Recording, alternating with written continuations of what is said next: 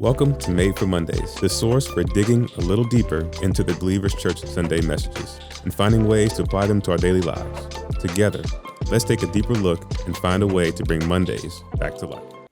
Hey everybody, welcome to Made for Mondays. My name is Heather, and who's joining me today? Hey there, Heather. It's me, Jamey. Hello. I'm RaChelle. Hi, Shell. Hey y'all, I'm Tyler. Hey, Tyler. How's everybody's weekend? I mean, it was a full weekend. It was wasn't a full weekend. Yeah, because I was going to say, like, outside of Night to Shine, what else was there this weekend? But it was a full weekend. Yeah. It was a very full weekend. Yeah. Bonnie and I don't typically do anything for Valentine's Day. And then, like, Saturday at 10 or 11, she was like, it'd be nice to go out or something. And I was like, what? So, like, I knew there was no chance of us being able to go anywhere. So, we got takeout from her favorite Thai restaurant in Newport News. Nice. And that was really nice. Yeah. Good move. Yeah, Good move. It was good. Yeah. Yeah. I mean, it's a hike, but she was out doing some shopping, whatever. So I was like, I'll just run up there and There you pick up her go. favorite meal and bring it back. What is her favorite meal from the Thai place? It is a healthy ginger chicken. She just loves it so much. Anything with lots of ginger on it Yes. is Bonnie's go-to. Oh. So Okay. Yeah. I mean, so much so that she smuggled in a her- knife yeah, to into Nicaragua to so cut her that she ginger. could cut ginger. Yes. That's an Because awesome there's no story. knives in True Nicaragua. story. I don't know if you guys know that.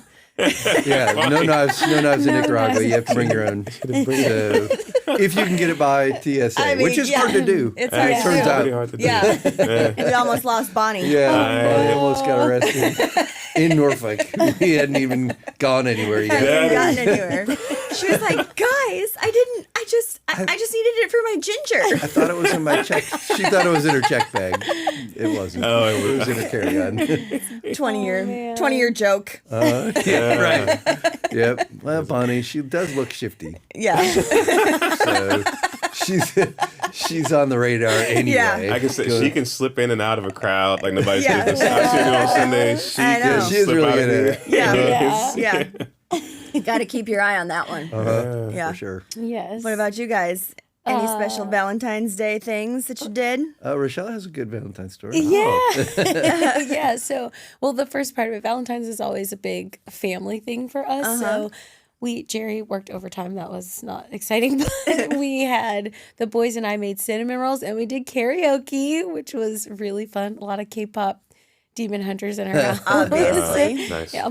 So we did that, and then we took them to my sister's for a sleepover, and she lives in like one of the high rises in downtown Portsmouth. So we were like, oh, we'll just go walk around, find something to eat. So we're walking around, and I see in front of us, they're like crossing the street, Martin and Claire Burke. And I was like, hey, look at that good-looking couple over there. And they're like, oh, no, trying to avoid us. Martin, of course, will tell the story way better than I will. So they're like trying to avoid us. And I was like, oh, wow, those couple look really great. And they finally turn around and they're like, it's the legs. So we're going into High Street Pizza because we heard they had vegan cheese. Really They exciting. do have vegan cheese. Yes. Love that Yeah. place. I love So that place we were going to too. go there. Neither of us had a reservation, so that was not happening on Valentine's Right. Not on Day. Valentine's Day. So then we ended up walking down, and we also had Thai food, and it was delicious. So Did we you had have Thai basil? we had Bangkok Garden. Oh, okay. Yeah, I don't know why I love Bangkok Garden, but I like Thai basil's tom kha soup. Yes. Yeah. So we had tom kha soup. oh, that's so good. I It's know, such it's a so good good. soup. Yeah.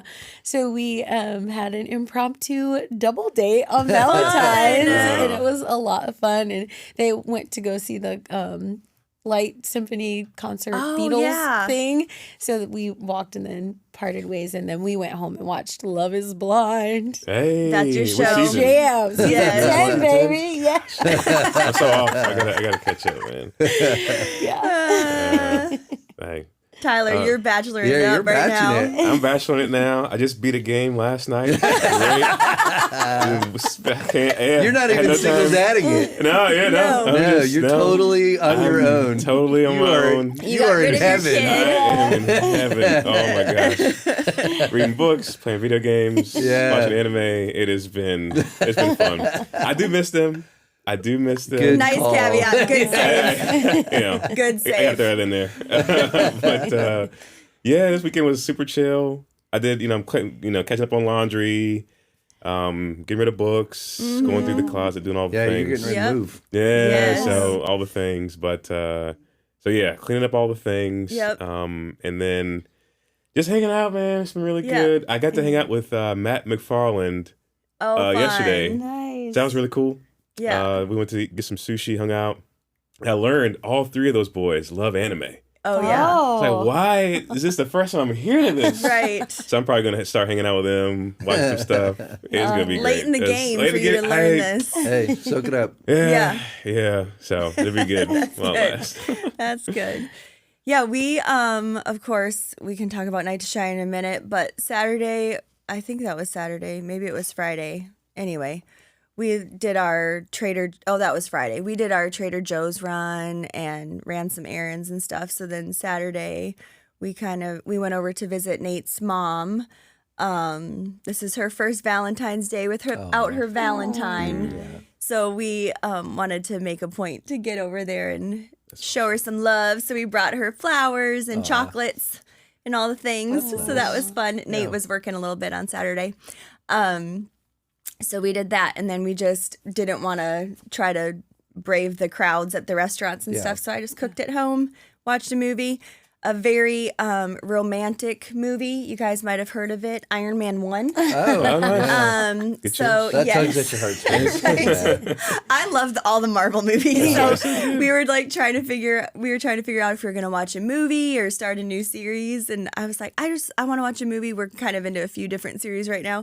So I was like, pick a movie, babe. What do you want to watch? And he was like just immediately, Iron Man 1. I was like, okay, let's do it. It was great. Nice. So yeah, that's what we did. That's how we spent our Valentine's Day. Nice. But yeah, Night to Shine, guys. Let's just talk about it for a few minutes. We haven't done it for a couple of years. Tyler, this was your first experience. Yeah. Do you want to tell us what you thought of it? Let's get the rookie point of view first. I thought it was incredible. Yeah. I don't know how else to put it. Just honoring people who get missed in our society so often was just an incredible thing in and of itself. And to be able to have fun and everybody dress up. And what I forgot was that people with special needs, they get older. Like everyone else. Yeah, People who were much older Right. than me who were there as honored guests. And I was just blown away by how they were received and loved.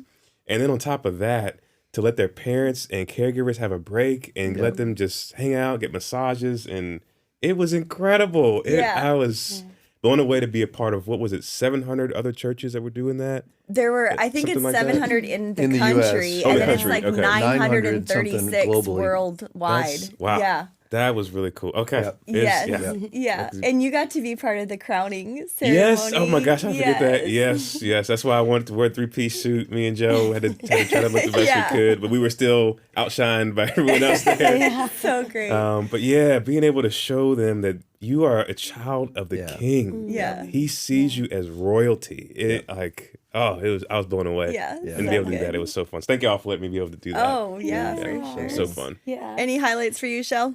Oh, yes. Well, I had a couple. One was I got to serve with my hubby, which is really fun. So and just seeing how much he loves serving the special needs community and the connections he was making was really great.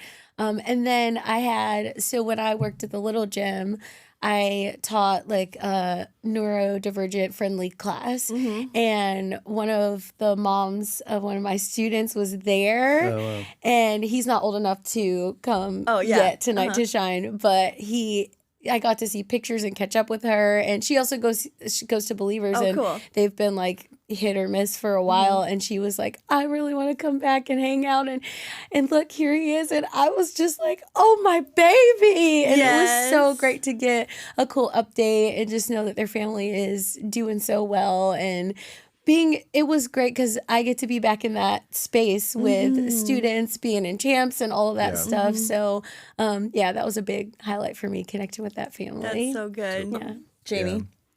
Yeah, I mean, it was, I just loved it so much. I love I love everything about it. And one of the things that I love about it is just the number of volunteers. Like it's like 5-to-1 honored guests, volunteers to honored guests, right? So there's just a swarm of volunteers, and it's such a great experience for every single one of them. And I love that it's such a great opportunity for people to put some feet to their faith and to show the value that they believe, and to be able to express it in that kind of way and everyone leaves just like, I mean, I left, I could not fall asleep. I was up till 2:00 in the morning, just so amped from what a great night it was. And it was, great for our honored guests, but it was equally great for those who volunteered. And it's just such a special night. And the Tim Tebow Foundation, like how they landed on doing that, I don't really know, but it's pretty incredible. Yeah, I think just how I was on the red carpet. That's what I've done for every time that we've done it. I've been at the red carpet. And so as our guests are arriving, they kind of check in there first, and then we get to announce them, and we have the whole red carpet is just lined with people that are cheering them on and celebrating them before they even come into the space. And so we kind of like find out their names, and when they register, we get to find out a little bit about like what they like to do and stuff, so that we can tell our people like who they are and get to make a big deal about what they enjoy in life. And so many of them like tell us that they love to dance, and they love to like but that's like a big one. So we get to say like they love to dance. So when they're telling us that, we're like, oh, you're gonna get to dance so much tonight. Or they love to do karaoke, which they could do. Karaoke was a big hit. It was so great. Oh my gosh, it's so wonderful. So like when we tell them that they get to dance, they like start dancing before they even hit the red carpet. They're just so excited. It's just so wonderful. And they're just so full of joy. From the moment they're like coming up, they're so excited. And it was freezing on Friday night. At least it wasn't raining. Yeah, and there was no wind. That's what we kept saying. But one of the things that I was so excited about, Megan Angel, who coordinated the event for us this year, she had reached out to the Marines because they've helped escort our guests on the red carpet for the last couple of years. And there's like a new regulation that they weren't able to participate in that. Well, one of our church members, who is a retired Coastie, he caught wind of this, and he was like, we still have to have like escort for military representation. So let me see if I can like get some veterans to like help with this. Wow. Well, he put the word out, and I mean, we had 15 plus people show up. And they were just in their awesome dress blues in their dress blues, great. Freezing with Nick and me outside, and the rest of our red carpet team and our paparazzi team. And they were just so wonderful. They just made that time so special. So that was like one of the things for me. Yeah. And then another real quick one. Tyler and Megan were on one side doing the crowning, and then Joe and Pam were on another side doing the crowning. But Tyler I think it was Tyler or Megan put a tiara on one little girl, and she just lost it. I can hardly talk about it. She just lost it, just wept. Yeah. Yeah. And it like took her a little bit to recover. And there was another girl that was like coming up to get her tiara right behind her, and she just went up and hugged her. Yeah. And it was so sweet. It was. And it was like, yes, this is why we do this. This is why we do all of this. She just felt so loved and appreciated. And she was also one of the ones out at karaoke that was just singing her little heart out.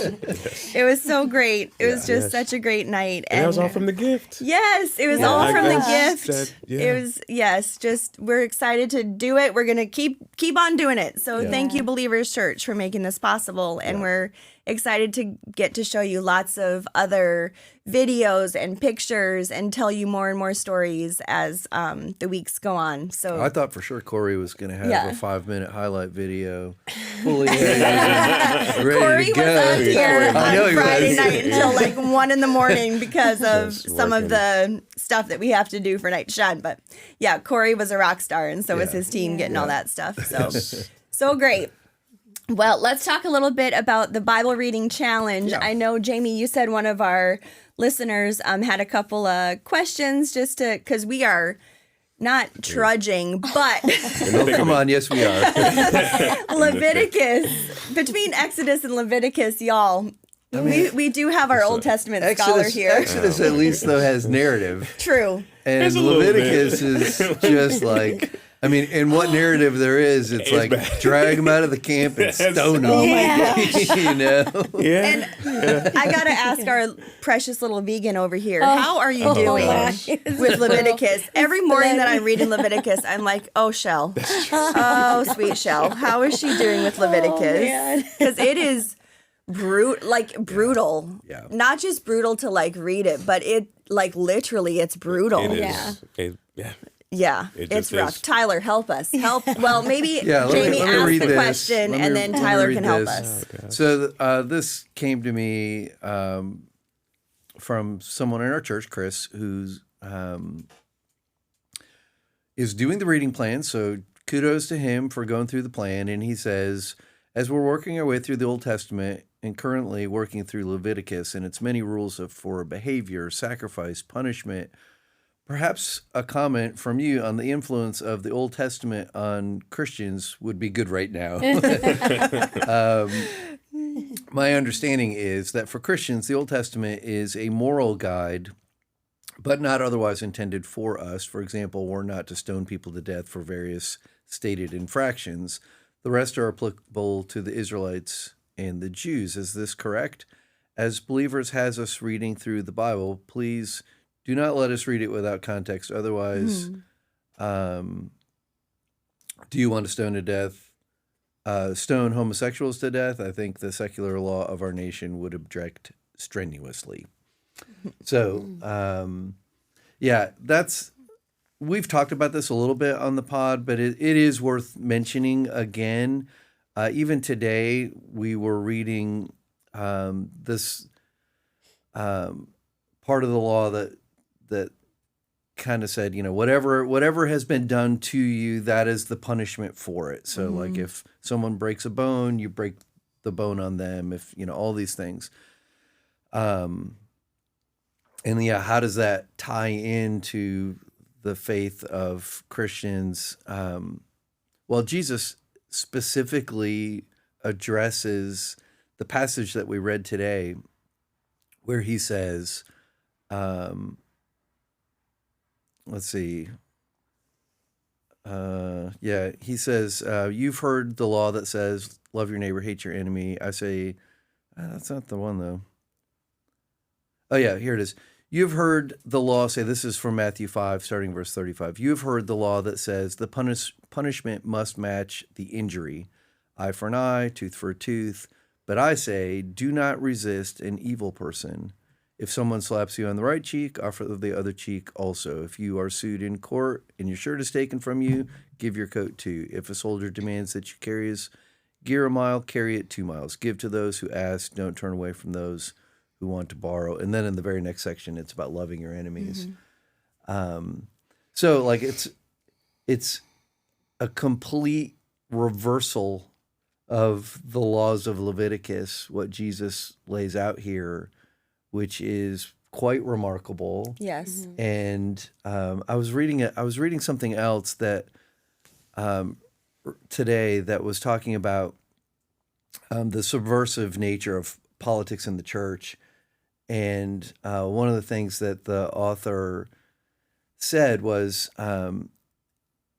like Jesus, when he shows up, like the thing with Jesus was the Jewish people wanted someone who was going to come in power and exert power, like many of us want with our, political leaders. And Jesus, as a Messiah, would have been the Jewish political leader. But instead of showing up in force, he shows up meekly, loving enemies, going like a lamb to slaughter.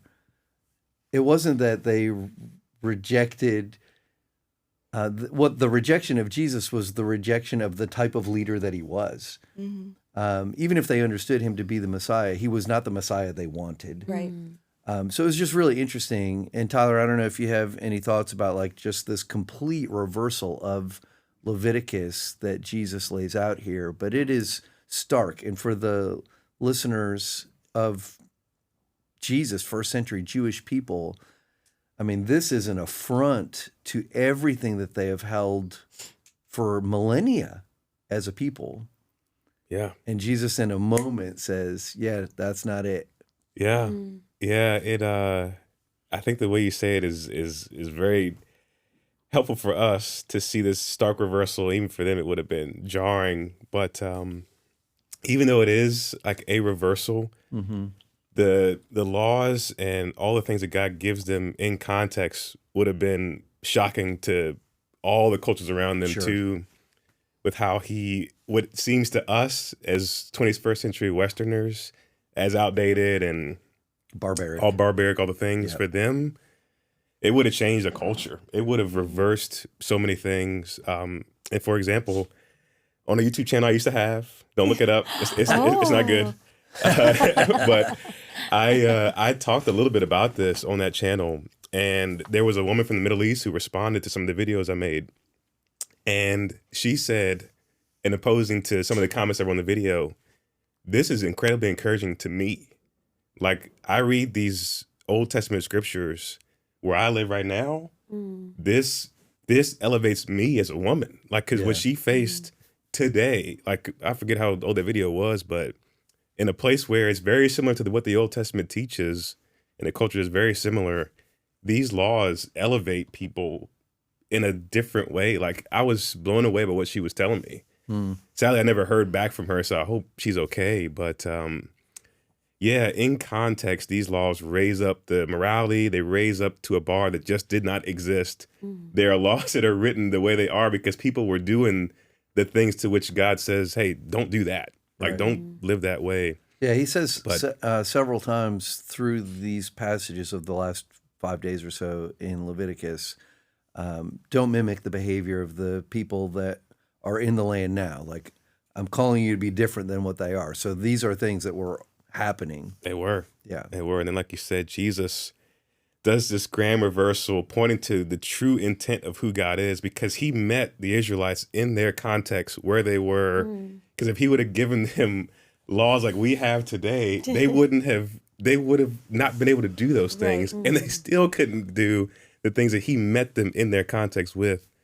But yes, Jesus elevates it to the true intent of what God has behind the law. So yeah, it's just incredible to see that. So to the question, what does the Old Testament for us as Christians, what of it, applies to us, informs us? Like, what's the purpose of us? Like, even as a church, what's the value in us going through these Old Testament scriptures the way that we are currently, would you say? Yeah, that question could take a long time. Sure. But I guess to shorten it up, understanding the Old Testament helps us understand Jesus so much better. When you look at these old laws and the way God was working with his people, all those things, the sacrifices, the way they were instructed to treat each other, all the things, even though it is a stark difference to the cultures that they were a part of, the Old Testament helps us to appreciate the person of Jesus, his character, what he came to do for us. And he even says himself, I didn't come to abolish the law. I came to bring it to its proper end, to fulfill it. So the Old Testament helps us to see Jesus with, I don't know, it just elevates him so much more than if we just, it's not bad to just know the Gospels. It's not bad to just know the New Testament, but the Old Testament helps shed such a light on what we have and helps us appreciate who Jesus is and what he's done for us even more. Yeah. That's what I'd say. I love what you said about when it reveals the intent of God's heart, which I think is kind of what you're saying too. This was the first time I read this passage, because I read this passage a lot. I have gone through a divorce in the past, so where it talks about if she's a divorced woman, like no, right. And that was a really hard thing that I wrestled with. Well, what does that mean for me? But reading it this time, I was like, oh, I see God's heart, especially in that they had different levels in, I think, Leviticus, especially 18 through 21. They had different levels of the standards. So the priest had even more strict things. And it wasn't like a wash of, you have to do all of this stuff just to be in Israelite, just to be a chosen one. It was like, well, if you're serving in this way, if you're serving this way, if you're serving in this way. So it was very much about what you're called to and what God is doing in you. And I never saw that in Old Testament stuff, but I was looking at it from a different lens of, well, what is the intent here? Because I believe because of Jesus that he wants success for us and he has good plans for us. But then when I read these scriptures in these passages, it's like, that doesn't feel like goodness and a good plan, but I know it's there. So I just tweaked the way I was reading it. And it was like, oh, this is something that is God's character. He wants good for us and he wants to meet us, like you said, where we were. And that requires different things of us at different places in our lives, in different callings. So I may have a thing that I'm living in my life that allows me to walk in spaces with other people that someone else might not be able to. And that's really helped me in my approach to Old Testament scripture. It allows me to also be a plant-based vegan who doesn't feel like Right. I need to go do those things, but how can I appreciate God's heart in in that? You think about it, the Israelite people were just like any other people from that era, that country or whatever, following other gods, doing all the other things, and God meets them and says, you are my people. Yeah. And to course correct them from all the stuff that they had known before to follow this new way. Like that's what those laws are, is just this like a course correction, aligning them to be holy as he is holy, and allowing them to live in a way that sets them apart from every other nation that was there, with the intention of, well, Jesus, like getting to be able to be to that point, but he met them where they were and worked from there. So, yeah. And I think even like to Chris's question, like going through it now, even as we're like approaching this Lenten season, and so Lent starts on Wednesday, and this understanding of, I just think it's interesting how we're in this reading up to this right now, and the atonement, the Festival of Atonement, and like reading through all of the brutality of these laws and what all had to be done to be ceremonially clean versus unclean, and all of the sacrifices that had to be made for these different things. And then we're going to be talking about the sacrifice of Jesus and how brutal that was, and what he had to take on. The brutality of that was taking on all of these sacrifices that we're reading about in the Old Testament right now. So like to equate the two, is I just think even the timing of this, where we're at in the Bible reading is just really just so timely to what we're entering into in this season. And so I would just encourage you, if you're not doing the Bible reading challenge with us yet this year, that you can jump in. It's on our church app that you can find in the Apple and in the Google Play Store. And it would be a lot to try to catch up. So we would just encourage you to just get into the whatever day you open it up and go from there. And I think it will benefit you greatly. So we would love to have you join us in that. Well, let's talk about Sunday, because it was a great day. We started talking about step 6 in our Steps series with John Ortberg's book of the same title, Steps. And that step 6 is becoming entirely ready for God to remove our defects of character.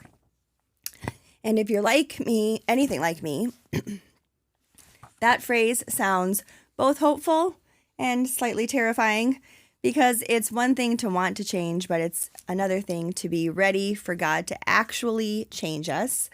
So today we want to explore that space a little bit together, the space between wanting freedom and being willing to let it go. So Jamey, you named that tension between, between almost ready and entirely ready. And that feeling is a very human place to live. Why is that gap so normal in spiritual life?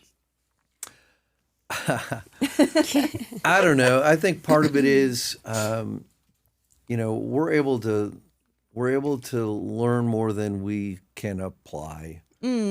So I think part of it is, you have to assimilate information that you get, and that's a process. It's not instantaneous. We like everything to be instantaneous, but it just simply isn't. So there's always going to be this gap between what I'm learning, what I'm applying, and so some of it is that. Some of it is I just haven't gotten to a place where I can apply the things that I know or understand or am coming to believe. Being entirely ready and coming to understand can be a similar path, I think. But then there's also just the whole, that James passage of double-mindedness where we have, like Paul talks about in the Romans 7 passage, we also have this battle between our flesh and our sinful nature and the Spirit who's working on us in this process of being sanctified, becoming more like Jesus. And that battle is real, and all of us can relate to it. Yeah. And so, I'm the core of who we are. Even though we're redeemed, like if you've placed your faith in Jesus, you're redeemed, but you still have this core component of who you are that is sinful and rebellious against what God's calling us to. And there's this wrestling match that's just continuous. Yeah. I know we were talking about it in my group last week, Tyler, after your message, and I think it kind of ties into this a little bit too. But like, as we're going through these steps each week, I don't know if you guys are feeling this, but some of us feel like, okay, now I got to like move on to this next step. And it's like feeling so quick. And I was telling them, like, I feel like I'm still back on step 2, like, or like, especially with step 4, like even working through my moral inventory, I'm like, I feel like I'm still like, there's so much I'm feeling like I have to work through. And even getting to step 5 of like finding my person, like, I don't even know that I can find my person yet. Yeah. And so feeling like I want to keep up with everybody, like that's how I'm feeling. Like I want to keep up with everybody and going through the steps. But also feeling like everyone is kind of also, it's okay to be on your step of the journey. Oh, for sure. And that it's like taking some time. So why is like feeling almost ready and entirely ready? Some of it just might be that you're not ready because you're still working on a step back here, you know, as we're going through this as a church. Yeah, do you guys haven't feel even that identified yet? necessarily all of the defects that need to be removed. So how can you be entirely ready to have them removed if you don't even know exactly what they are? So I think that's true too. And we say that, you know, we've been saying that throughout the series. It's a long series, but it's not long enough for you to go through all the steps. So, you know, you'll come, it reminds me of language school back when we were in France, you know, like the things we were learning, what I was absorbing was 2.5 weeks behind what I was being taught. You know, I had this constant feeling of being overwhelmed and lost. But it was somehow bringing up the rear, you know, like the language was coming as we were going through it.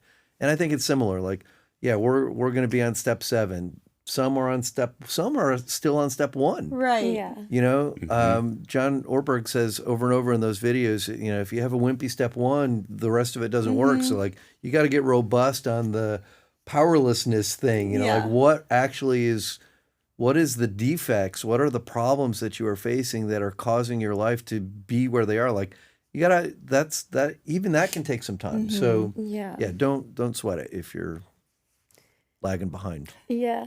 I think another part of that sort of gap we have between moving through this step is it's painful. Yeah. Like it hurts. And I think that's because the work that's happening on us is as we're eternal beings. So this is like deep work that's shaping our souls and who we are at our core. And it hurts. Like if I have to get something medically removed, surgically removed, like I'm getting all kinds of stuff to take so I don't feel it. Right. Because it's painful. It's growth and it's so beautiful.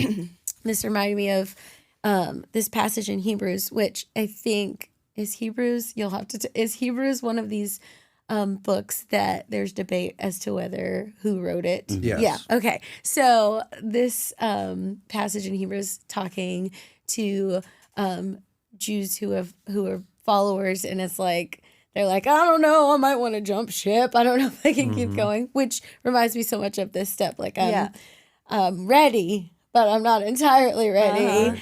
And this, he says, for the moment, it says Hebrews 12:11, for the moment, all discipline seems not to be pleasant, but painful.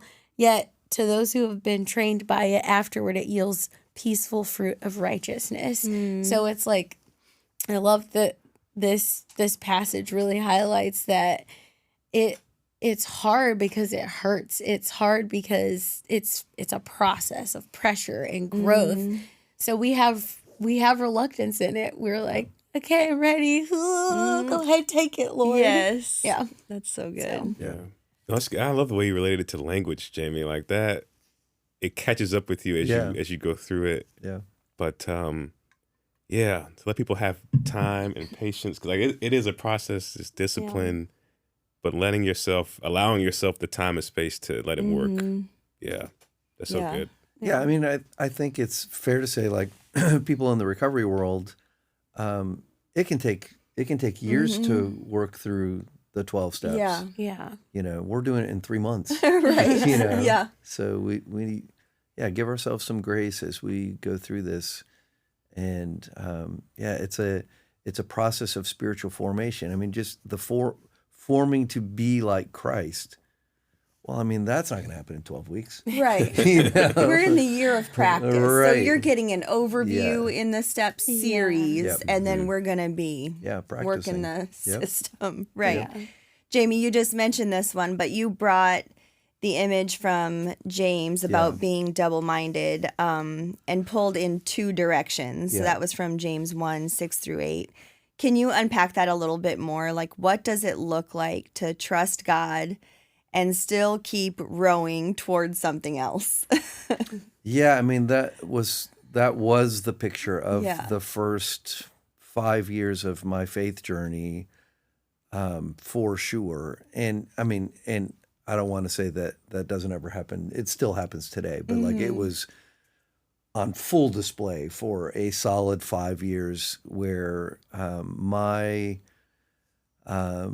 sinful nature was at one of the oars, and that guy was as big as the Hulk. And I was trying to follow Jesus at the other oar, and I was a twig of a guy trying to go in the direction of Jesus. My sinful nature just was paddling hard in the direction of what I always had known and always had done. And so, I think that's a pretty good picture of that double-mindedness. It's where, there is a part of you that wants to be a fully formed follower of Jesus, but there is a part of you that wants to indulge the flesh and be in charge. And it's I love that picture from James 1, and that's a complete picture of me, certainly in my early formation days. Unstable in all my ways is what James says, and that was a apt description. Yeah, I think a lot of us can ride with you right there, just with our just struggling to figure it out and trying to follow Jesus. You got this like you said, a Hulk that's trying to go the other direction. You know, it's not easy, but I'm just glad you brought it up, and I think you taught that so well. Is gracious and it's helping us to understand like what is all that's happening in our lives, and why do because you're putting words to feelings and thoughts people have, and I hope people can be able to say, okay, like I'm not crazy to be experiencing what I'm experiencing. Yeah, that's good. I think the most difficult thing about that for me is the relationships I have during those seasons. Like, that I'm like, like even now, like you're saying, when you're a little bit more mature in your faith and you're not screwing it up, hopefully as often. Yeah. But when I look back in those earlier years, and I'm just like, I was such a bad representation of Jesus to people that I don't have a relationship with any longer, that I would love to go back and just apologize and be like, I'm so sorry. Yeah. I also think, it's worth mentioning, like this refinement process that we go through as we go through these things. And that's why it's a lifetime thing. So like early on, a lot of those bigger battles are like very outward facing behavioral kind of things. Like I remember back in the day, like I would think, like if I could stop, cussing and smoking, I'd be almost like Jesus. And then, some of those bigger things that seem so big at the time go to the wayside. But then actually the work gets far more difficult and it's far more subtle because it's far more heart stuff. It's the pride stuff. It's the selfishness stuff. It's stuff that's not nearly as visible to everybody, but it is visible to those closest to us, and it's visible to us if we care to do a fearless and fearless moral inventory. Then we start to see these things, and they're far more subtle. And the early the Hulk at one oar and me at another oar, but really in some ways, these more subtle character flaws that we all still continue to wrestle with, they're even stronger than some of those things that we thought were so strong in our lives, 40 years ago for me. There are still some of those things that I wrestle with today that I've been wrestling with for decades now. And, I wouldn't describe it as hulkish, but in some ways it's maybe it is, or it's more subversive, like it's harder to identify, harder to call out, harder to admit. Yeah. Mm-hmm. Yeah. So those kinds of things aren't necessarily about laziness, but it's about divided trust. Yeah. And that explains why we can pray very sincere prayers on Sunday and feel the pull of old patterns by midweek, like you were describing. And like from Saturday morning to Saturday evening. Right. Right. Yeah. And you referenced Augustine's famous prayer of, Lord, make me chaste. Not yet. But not yet. And everyone kind of got a good little chuckle out of that. But we chuckle because it's honest. Yeah. Like it feels relevant and we can relate. So where do y'all see modern versions of Augustine's prayer showing up today? That when you said, make me generous, God. Yeah. After I win the lottery. After I win the lottery. Or when I get all that, that's me. Like I can even, in part of this move, I'm having to get rid of some books and stuff. And even that has made me just like, oh, well, actually, I need this one. And what about if I'm going to need that one? And I'm like, oh my gosh, Tyler. You haven't read these books in years. Let them go. Right. Like, give it up. Let someone else enjoy that. But yeah, that one was one that's definitely for me is like God called me to be generous with time and money and whatever it is. And it's like, oh, when I get more of that thing, I'll give it away. And then when you do get more of it, this, if you haven't been practicing generosity before, you don't do it when you get more. It just yeah. But that was one for me that stood out for sure. I think a lot about, I think we pray a lot of times the prayer, Lord, show me how to be healthier, show me how to be better in my finances, show me this.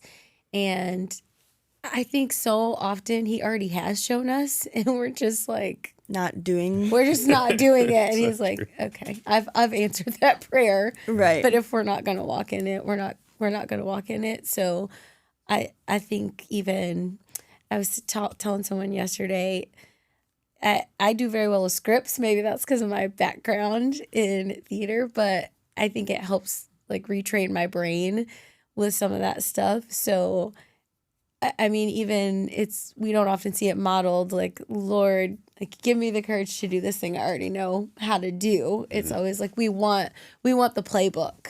And I think a lot of our prayers, our modern prayers, are for the playbook instead of like we can walk this out and we can figure it out as we go, because he's already shown us, like, you know what to do to be healthy. You know what to do to make good financial choices. So I think that's kind of our modern thing is, I want you to do it for me. I want to just swipe and it's done. It's automated.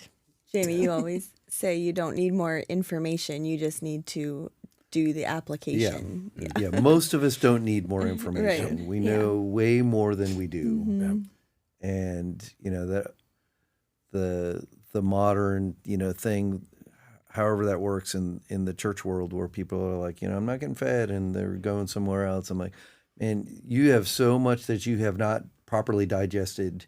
You don't need to be fed more. You need to start doing more. Yeah. And that's true for all of us. That's, you know, there's so much information out there and so little transformation. Yeah. So, yeah, information does not equal transformation. It just doesn't. No, so much more is caught than taught. Yeah. Like that is a great summation of that. Like so much information, that was me. Yeah. Like I had so much in my head, but especially when I was doing inner city ministry, trying to tell stuff like that to a person who does not care at all about any of that, but they care about the time you're spending with them and showing up to stuff. And that experience shaped so much more of me. I'm not going to say than what I've been learning taught, but like experience teaches so much more. For sure. So interesting. So it seems like most of us don't resist change outright. We just postpone it. We don't usually say no to God. We say later, and later can become a very long time. And Jamey, you just kind of helped us name 3 identity lies that we tell ourselves, which help us sit in that later space. So those lies were, I am what I have, I am what people think of me, and I am what I do. Yeah. So step 6 is really about identity, not behavior. How does that change the way we think about spiritual growth? Yeah, well, I mean, that is it. I mean, that's spiritual growth is growing into this identity that we have in Christ. That is what it is. And it's not behavior modification, which is what most of us view it as.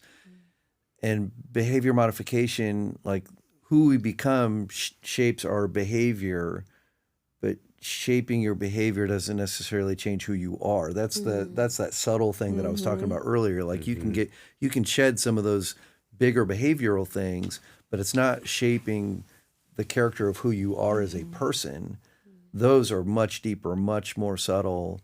But that is the goal. Like the whole goal is that inward transformation. And so, these lies in the book Steps, Ortberg talks about several different people who've identified these slightly differently. And there's, throughout church history, there's been a lot of writing about these things, the lust of the eyes of the flesh and the pride of life.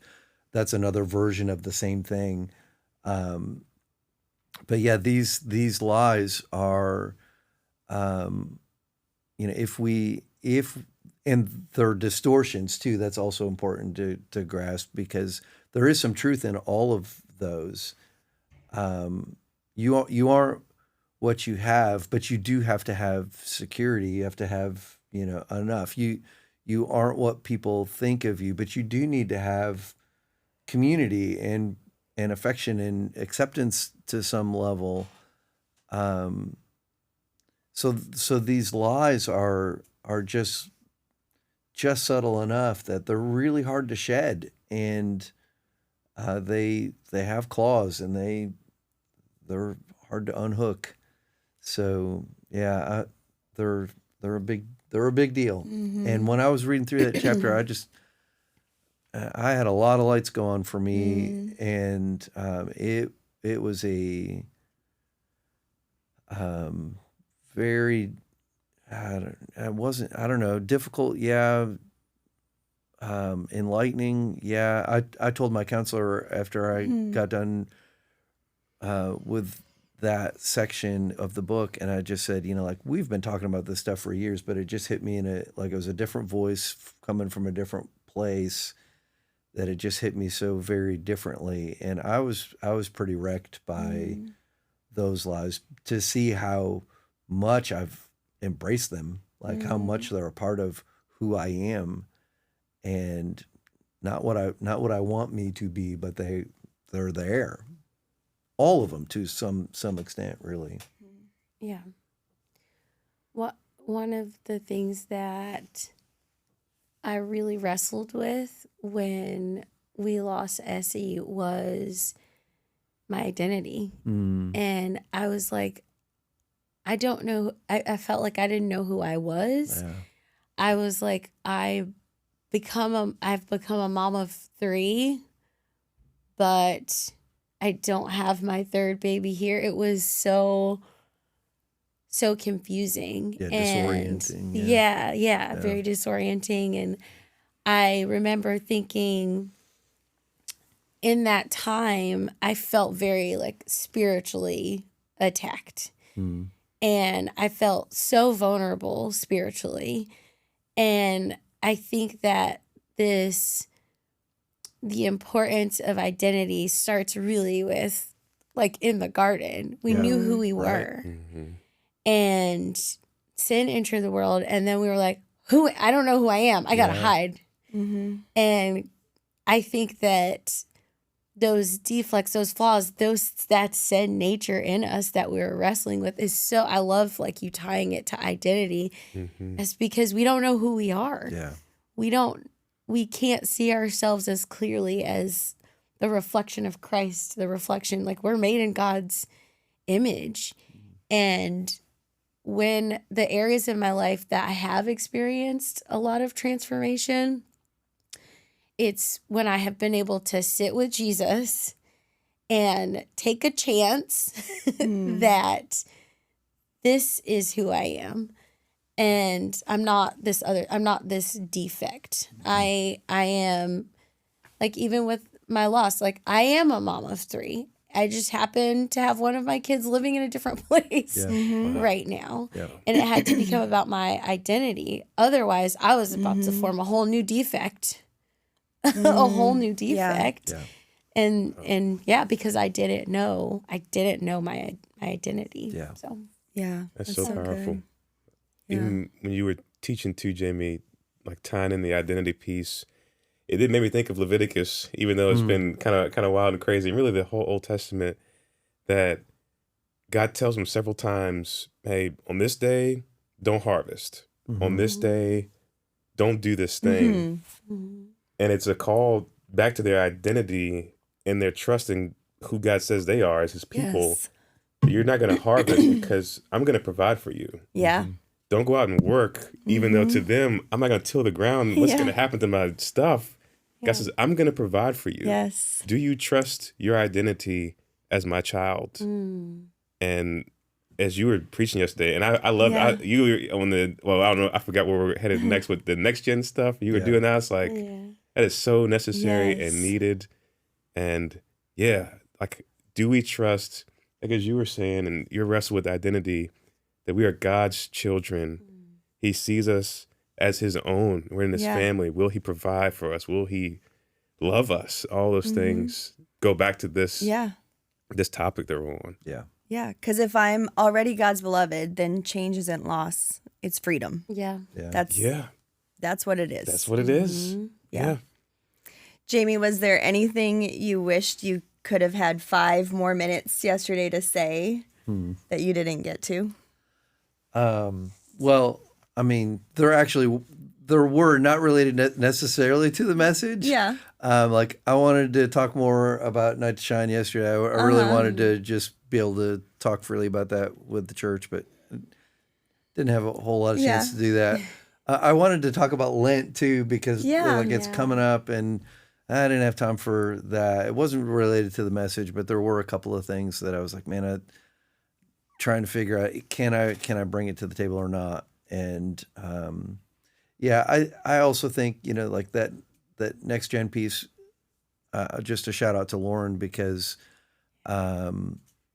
we work as a team around here, and so any message that gets taught from our stage gets shared with our team first. And I read through that message a few weeks ago, and Lauren said, like, that speaks so powerfully to next gen. It would be really good if you had a moment to just highlight that. And so I did, and it's gotten probably the most positive feedback of the entire message.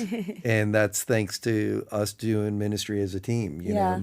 So a next gen thought from our next gen team, made that message a better message. And it is so applicable. And I mean, that is a thing that we could have spent more time talking about. Like, how do parents encourage kids to go and be and succeed without pushing them into these lies of you are what you do, or you are what you have, or even the you are what people think of you. I mean, all three of those, they're like those are next gen battlefields for sure. I mean, they are for all of us, but I think it's super intense on the student level, where they're going to school and what acceptance letters they're getting, and people going into, I was just having a conversation, I had our daughter and fiance over for dinner last night, and we were having a conversation around school and school debt, that kind of thing. And, for my daughter, she went to TCC and avoided a lot of unnecessary expense with school. But there's a lot of students that they don't view that as a viable option, because what are people going to think of me if I go to community college instead of going to university? Yeah. And, they're shortcutting their financial future over I am what I do, or I am what people think of me. And it's a really short-sighted trade that bites you for a long time. So yes. Yeah. So all of those things we could have spent some more time talking about, and they're worthy of a continuous conversation, I think. Yeah. I think to make matters worse, or like the icing on top, is our students live in a space of social media, which is literally built on every single It is. It's built on every single one of these lies. And I think that it can be really helpful to start by getting us in communities where we have a break from that. It's Monday. We have Merge on Monday evenings, which is a student experience for our middle and high school students to come together. And that's just such a great space where you can come and get connected and be disconnected from all those expectations that you have and be filled up and loved. So I think there's like such a good conversation to continue in that, but also knowing that there are spaces where you can wrestle with that stuff and be celebrated for your identity in Christ and not based on what you're doing and what's going on. And we have a space for you to do that here weekly on Mondays. Yeah, that's so good. So guys, for someone who's listening and recognizes that this resistance in themselves, the not quite ready, what does becoming willing actually look like in practice? Yeah, I mean, It's those first two things that, John Ortberg hit on. He called them practices. I called them situations, but that stop making excuses, which is just a commitment to honesty is really what that is. Like being 100% truthful and honest with yourself, with others.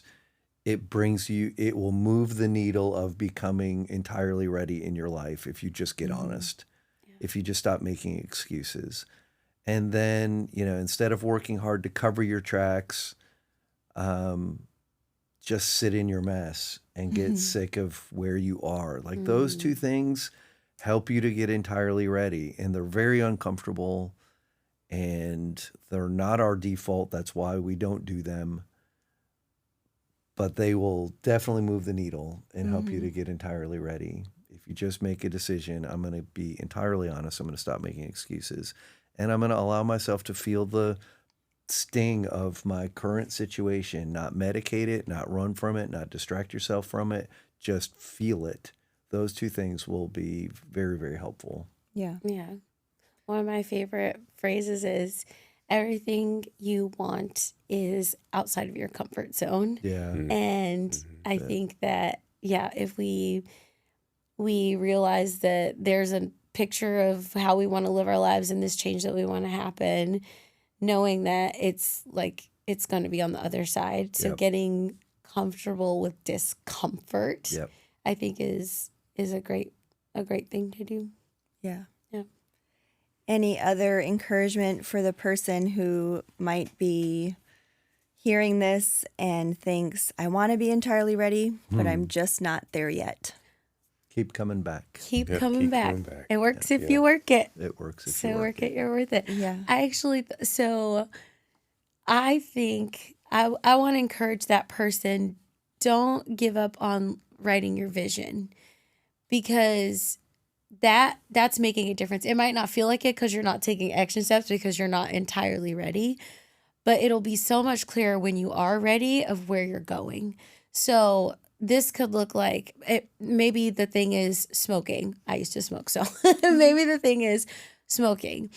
Picturing my life as an ex-smoker, it took me years to become entirely ready. But when it was time, I had a vision of where my life was as an ex-smoker. And I think writing that vision, making it plain, you can dream, you can still dream, have grace with yourself, even if you're not doing it yet. Keep dreaming the dream, keep making the picture, make a Pinterest board about that change, what your life looks like once that change will happen. And as you do this other work, you'll know where you're going when you get there. Yeah, that's good. So good. That's good. Well, step 6 reminds us that transformation doesn't begin with trying harder. It begins with becoming honest enough to admit where we're not ready and trusting God enough to stay there with Him. That's not failure, that's preparation. So if this conversation stirred something in you, don't rush past it. Sit with it this week. Pay attention to where you're tempted to say tomorrow. That might be exactly where God wants to meet you. We'd love to have you join us this Sunday as we continue walking through these steps together. We'll be on campus at 9 and 10:45, or you can meet us on our app or YouTube channel at 1 o'clock. And as always, we're here for good. Until next time, go be love. Bye, friends.